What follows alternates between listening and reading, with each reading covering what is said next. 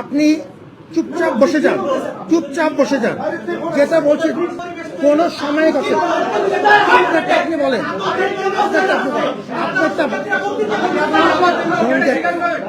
চিৎকার চেঁচামেচি কিচ্ছু হবে না। আমরা সেটা ছিলাম না। আমি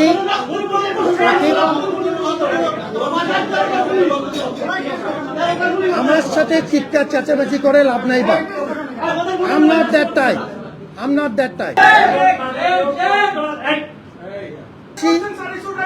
4:20 আমি স্পেসিফিকলি বলেছি জামাত শিবির সকাল থেকে জমা হচ্ছে এরকম কোনো তথ্য আমরা জানতাম না। আমি 1 মিনিটেই বলছি জামাত শিবির জমা হচ্ছে। কি বলছেন? 8টা পয়েন্টে অলরেডি পর্যাপ্ত সংখ্যক আইনশৃঙ্খলা বাহিনী আমাদের মানুষ সহ আমাদের প্রক্টোরিয়াল টিম আমাদের শিক্ষকরা এখানে উপস্থিত আছেন। তার সাথে যখন সংখ্যা বাড়ছে এটা জানার কনসার্নটা আসার সাথে সাথে আমরা নতুন করে উদ্যোগ নিয়েছি। আপনাদের তথ্য আমাদের কাজে লাগছে, আমাদের নিজস্ব তথ্য আছে, সবাইকে নিয়েই সমস্যার সমাধান করার চেষ্টা করছি। সুতরাং দ্যার ইজ নো গ্যাপ। আপনার সাথে আমার কথায় কোনো পার্থক্য নেই। এরকম না যে আমি হঠাৎ করে আমি রাত্রে আজকে বা এই মুহূর্তে জানতে পারলাম। আমি আপনার মতকে সম্মান করি। আপনি যদি আমার কথা বিশ্বাস করেন আলহামদুলিল্লাহ, আপনি যদি বিশ্বাস না করেন আলহামদুলিল্লাহ। I respect your point and you respect my point.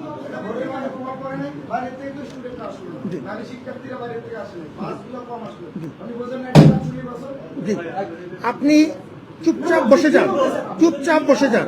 যেটা বলছি কোনো জায়গায় কোনো সময় শুনিনি আমরা কোনো ভাষা কোন সময় কথা আপনারটা আপনি বলেন,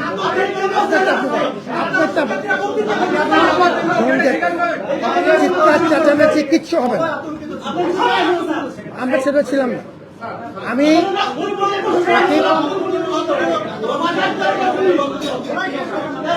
আমার সাথে চিৎকার চেঁচামেচি করে লাভ নাই বা I'm not that type. I'm not that type. আমার সাথে চিৎকার চেঁচামেচি get into a civil dialogue. আপনাকে আমি সম্মান করি and I respect equal respect from your part. This is a civil dialogue. এবং সেই জন্যই আমি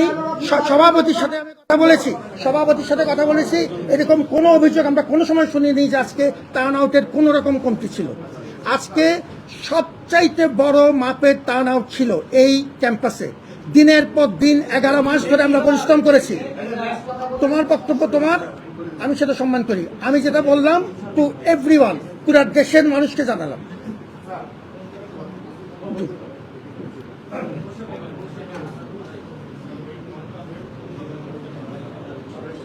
আমি ধন্যবাদ জানিয়ে রাখি, এখনো ধন্যবাদ জানাই।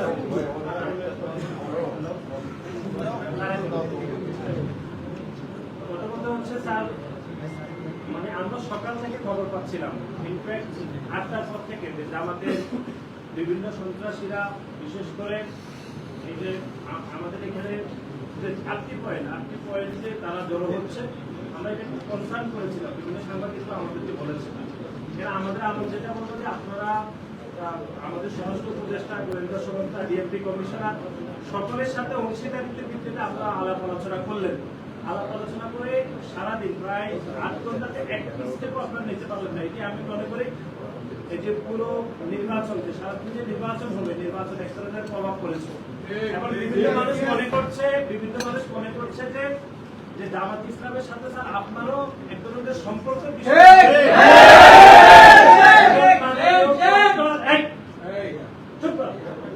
মাননীয় প্রফেসরের সাথে জামাতের এক ধরনের মানে বহুমাত্রিক সম্পর্কের বিষয়ে কথাবার্তা হচ্ছে। এগুলো বিশ্ববিদ্যালয়ের পরিবেশ, বিশ্ববিদ্যালয়ের শিক্ষকদের বিষয়ে আমাদের আস্থার পরিবেশ ব্যাপকভাবে বিনষ্ট হচ্ছে। কিন্তু সারাদিন চলে গেলে আপনারা কোনো ধরনের ব্যবস্থা নেন নাই বলে আমাদের মনে হয়েছে। এখন আপনি বললেন যে আপনি কনসার্ন ছিলেন কিন্তু কোনো ধরনের আপনি কনক্লুশনে কিন্তু আসেনি। আচ্ছা, আমরা যদি এখন মনে করি যে পুরো সারাদিন ধরে যে নির্বাচন হয়েছে সেই নির্বাচনে জামাত ইসলামের যে সন্ত্রাসীরা বিশ্ববিদ্যালয়ের যে 8টি পয়েন্টে তারা অবস্থান করছে, এমনকি আমরা এমনও খবর পেয়েছি যারা অস্ত্রশস্ত্র নিয়ে অবস্থান করেছে। এই বিষয়ে আপনি কেন ব্যবস্থা গ্রহণ করেন নাই আমরা সুনির্দিষ্টভাবে এই ব্যাখ্যাটি জানতে চাই। অন্য কোনো বিষয়ে আমরা জানতে চাই না। নির্বাচনে অনিয়ম, তারপরে হচ্ছে বিএসসিতে 21 হলে অনেক অনিয়ম রয়েছে। আমরা 16টি অভিযোগ জমা দিয়েছি। সেগুলোর বিষয়ে আপনার সাথে কথা বলবো, নির্বাচন কমিশনের সাথে আমরা আলাদা করে কথা বলবো। আমরা শুধু একটা কনসার্নের বিষয়ে আসলাম, সেটি হচ্ছে জামাত বিশ্ববিদ্যালয়ের আশেপাশে যে 8টি পয়েন্টে সন্ত্রাসী কার্যক্রম করার প্রস্তুতি নিয়ে যাবতীয় মানুষকে ভয় দেখাচ্ছে, সে বিষয়ে আপনি কি ব্যাখ্যা দিলেন, এটি আমরা জানতে চাই। ব্যবস্থা দিয়েছে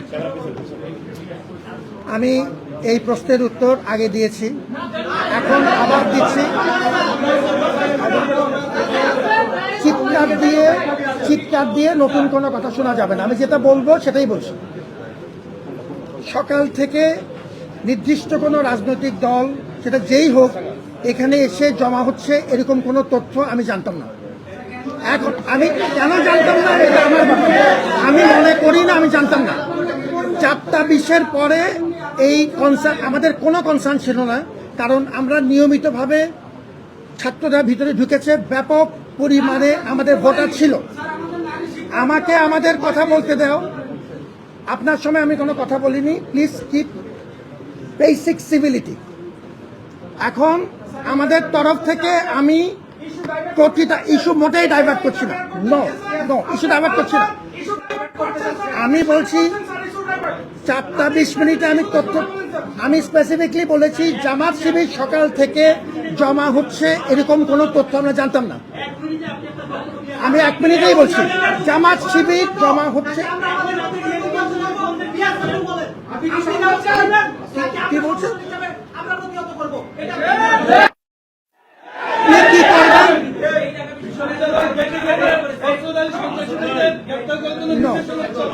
আমি এই তথ্য অস্ত্রধারী সন্ত্রাসী আছে আমি জানতাম না, এখনো বলছি তাই বলছি। 4:20 পরে কোনো কনসার্ন যদি হয়ে থাকে সেটা আমরা সাথে সাথে ব্যবস্থা নিচ্ছি। আজকে সারাদিন পুলিশ এখানে ছিল, পুলিশের নতুন প্লাটুন যোগ করা হয়েছে, সারাদিন র্যাব সোয়ার থেকে আরম্ভ করে প্রত্যেকটা স্টেপ নেওয়া হয়েছে। আপনার যে কথা যে কোনো স্টেপ নেওয়া হয়নি সেটি সম্পূর্ণ অসত্য। যেটি বলা হচ্ছে যে এই তথ্যটা সকাল 8টার থেকে আসবে সেটা আমি জানতাম না। আমি বলেছি বিকাল থেকে কনসার্ন যদি শোনা যাচ্ছে সঙ্গে সঙ্গে আমরা এটা এই কনসার্নের জন্য এখন নতুন করে ব্যবস্থা নিচ্ছি। সকাল থেকে কি করেছি? সকাল থেকে প্রত্যেকটা 8টা পয়েন্টে আমাদের লোকসহ কনস্ট্যান্ট রেকি করা হয়েছে, নতুন করে পুলিশের কন্টিনজেন্টের সংখ্যা বাড়ানো হয়েছে। আমাদের প্রত্যেকটা কেন্দ্রে সাংবাদিকদের সাথে একসাথে নিয়ে আমাদের 8টা কেন্দ্রে আমাদের মনিটরিং টিম কনসিস্টেন্টলি কাজ করেছে। পুলিশের সংখ্যা এখন পুরো কর্ডন অফ করা হয়েছে। এগুলো হচ্ছে সকাল থেকে কাজ।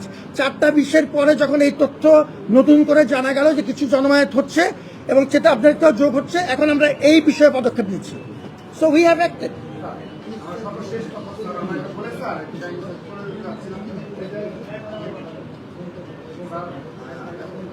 সর্বশেষ আমাদের একটি বক্তব্য জন্য এসেছে, যদি আমাদের সাধারণ সম্পাদক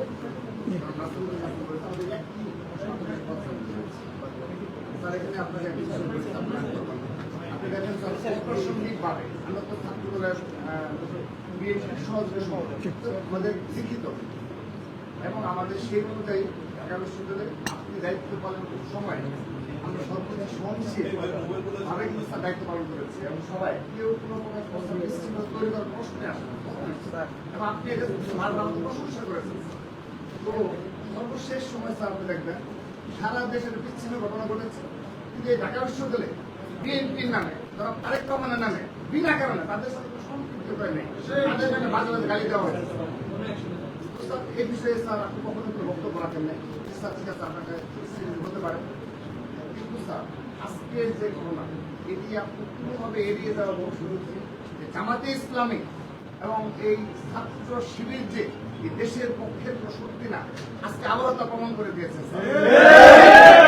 সাধারণ শিক্ষার্থীদের ভোট দিয়ে তারা নির্বাচন সম্পন্ন করবে, সেখানে তারা প্রতিটি গেটের সকাল থেকে তারা অবশ্যই ভিন্ন উদ্দেশ্য রয়েছে। স্যার এখন স্যার আমরা আজকে আনুষ্ঠানিকভাবে স্যার রাখতে পারবো না, স্যার আনুষ্ঠানিকভাবে আমরা যুদ্ধ করেছি স্যার, এবং আপনি স্যার যখন দায়িত্ব নিলেন স্যার, তারপরে আপনাকে যিনি পাহারা দিয়ে রেখেছেন তিনি আজকে ভিপিকে নির্দেশ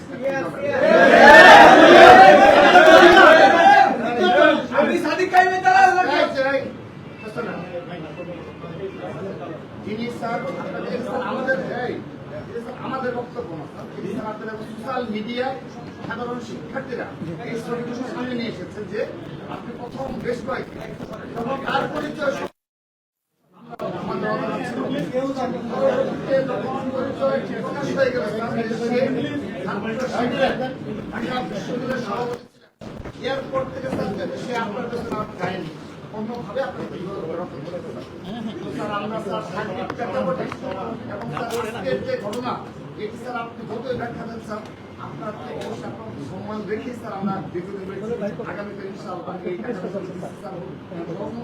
আমাদের যারা শ্রদ্ধেয় শিক্ষক সম্মান রেখে ছাত্রদের ক্যাম্পাসে রাজনীতি করি। কিন্তু বাংলাদেশের সার্বভৌমত্বের প্রশ্নে, মুক্তিযুদ্ধের প্রশ্নে এবং এই ধরনের সন্ত্রাসী কর্মকাণ্ডের বিরুদ্ধে ছাত্রদল প্রতিটি রাজনীতি আমরা ঠিক এভাবেই আমাদের প্রতিবাদ অব্যাহত রাখবো। আনুষ্ঠানিকভাবে বলছি স্যার, ঢাকা বিশ্ববিদ্যালয়ের প্রশাসক তারা শীর্ষ পদে বসে রয়েছে, তারা পুরোপুরি জামাতিকরণ হয়ে পড়েছে। আমাদের প্রতি দুর্বল এবং জামাত ইসলামী দ্বারা নিয়ন্ত্রিত স্যার, আমরা এটা স্পষ্টভাবে আজকে আমাদের ব্যাখ্যা দিয়ে গেলাম যে ঢাকা বিশ্ববিদ্যালয়ের প্রশাসনের শীর্ষ ব্যক্তিরা জামাত ইসলাম দ্বারা নিয়ন্ত্রিত এবং তাদের সাথে সরাসরি যোগসূত্র রয়েছে। আমি সর্বশেষ স্যার একটা প্রমাণ দিয়ে গেলে আমার বক্তব্য শেষ করছি স্যার, সেটি হলো স্যার আপনি সর্বশেষ এসএম পাওয়ার এগেনস্টে যে মামলা করা হয়েছে স্যার, সেখানে ঢাকা বিশ্ববিদ্যালয়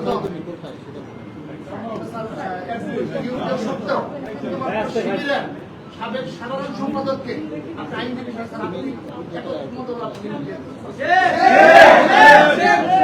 মুখপাত্র হয়ে দাঁড়ালেন স্যার, মুখপাত্র ঢাকা বিশ্ববিদ্যালয় মুখপাত্র স্যার কখনো স্যার যারা বিশ্বাসী নয় এবং স্টিল নাও বিশ্বাসী নয় তারা কখনো স্যার এই ঢাকা বিশ্ববিদ্যালয় মুখপাত্র হতে পারে না স্যার। স্যার সেজন্য স্যার আমরা স্যার শুরু থেকে আপনার নিয়োগ থেকে আজকের দিন পর্যন্ত আমরা সিদ্ধান্ত গ্রহণ হয়েছি স্যার সামাজিকরণ একটি প্রশাসন, আমরা এই প্রশাসনের বিরুদ্ধে যে কোনো ধরনের আন্দোলন অব্যাহত রাখতে হবে। আমরা স্যার আজকে জামাত ইসলামদের কি রয়েছে সামান্য কোনো অনাকাঙ্ক্ষিত ঘটনা ঘটবে, এটি শুধুমাত্র জামাত ইসলাম এবং স্যার আপনাদের রিকোয়েস্ট করছি স্যার আপনি আনুষ্ঠানিকভাবে এই জামাত ইসলাম যে সন্ত্রাসী সংগঠন আজকে আবারও প্রমাণ দিয়েছে তাদের বিনা কারণে তারা আজকে সশস্ত্র অবস্থায় তাদের সংস্থা নিয়েছে। কেন?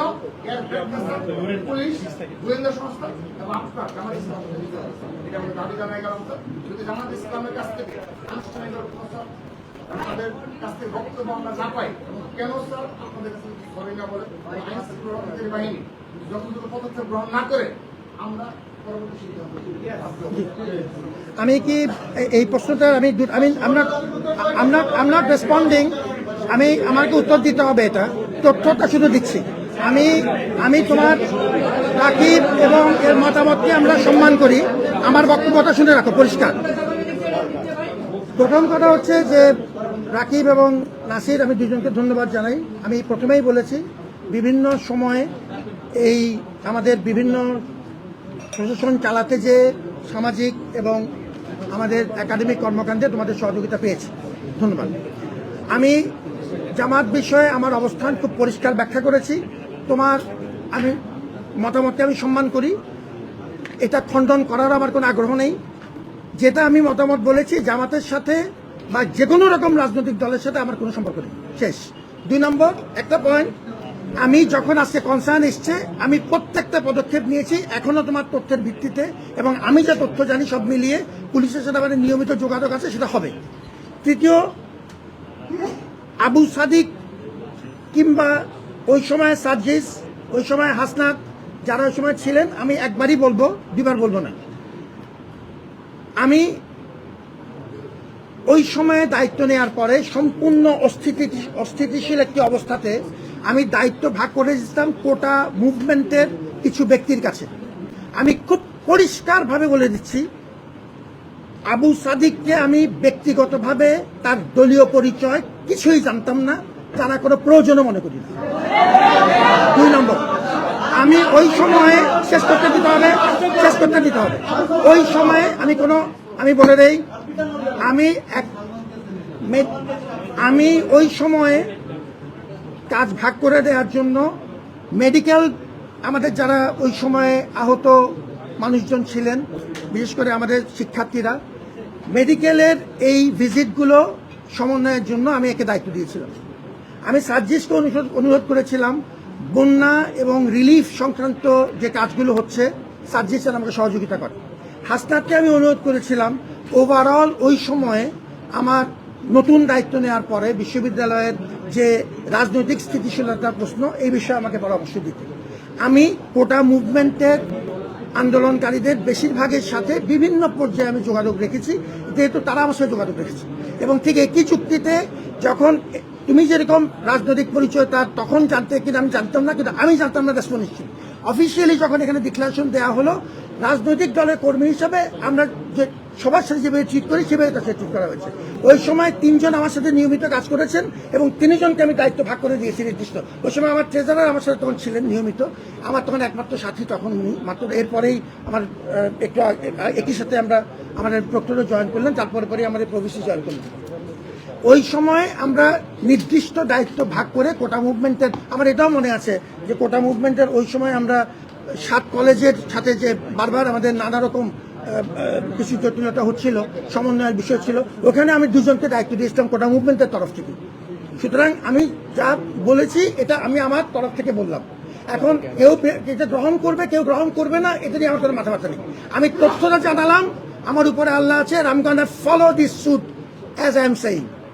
এবং তোমাদের এই মতামতের জন্য ধন্যবাদ জানাই।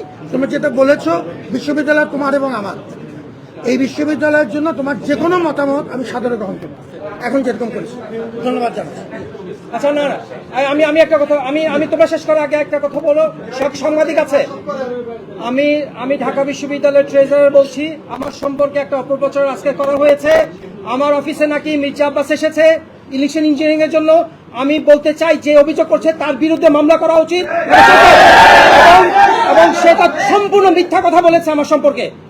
এবং ঢাকা বিশ্ববিদ্যালয় আমাদের রেজিস্ট্রার অফিসের প্রত্যেকটা জায়গা ক্যামেরার আন্ডারে এটা চেক করা হোক, এবং যে মিথ্যা কথা বলছে তার শাস্তির ব্যবস্থা করা হোক।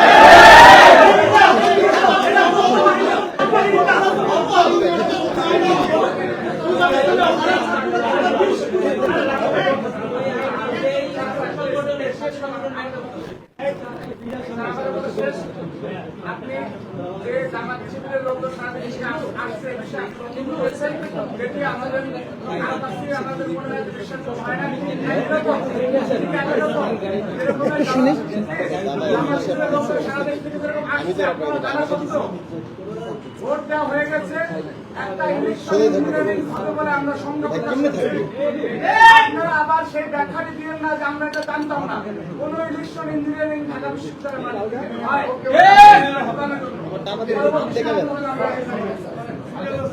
অনেক ধন্যবাদ। Thank you for coming over. Nasim, thank you. ধন্যবাদ।